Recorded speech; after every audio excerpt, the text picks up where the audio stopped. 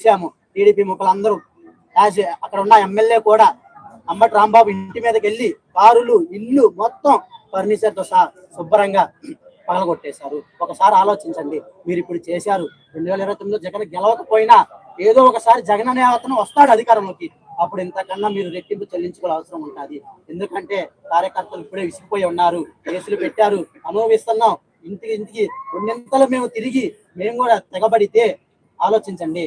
మనకు కావాల్సిన శాంతియుత రాజకీయాలు, పరిపాలన బాగుండాలి. అంతగా మించి మీరేదో ఇళ్ల మీద పోయి ఫర్నిచర్ పగలగొట్టినంత మాత్రాన ఆయనకి ఏమీ అవ్వదు.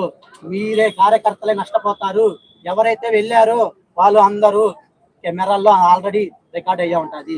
రేపు అదే అంబటి రాంబాబు గెలిస్తే మీ పరిస్థితి ఏంటి అని ఒకసారి ఆలోచించండి. ఒకసారి మీరు ఎవరైనా సరే ఒక ఇళ్ల మీదకి వెళ్ళేటప్పుడు, వైసీపీ ఇళ్ల మీదకి వెళ్ళేటప్పుడు ఆలోచించండి. ఇప్పుడు నీకేదైతే వైసీపీ కార్యకర్తలకు ఏదైతే జరిగిందో టీడీపీ వాళ్ళకు కూడా అదే జరిగిద్ది. అది ఎప్పుడైనా జరగవచ్చు, మనం చెప్పలేము. పార్టీ వచ్చిన మరుక్షణం ఏపీలో మాత్రం మీరు చేసిన దానికన్నా రెట్టింపు తీసుకోవాల్సి వచ్చింది.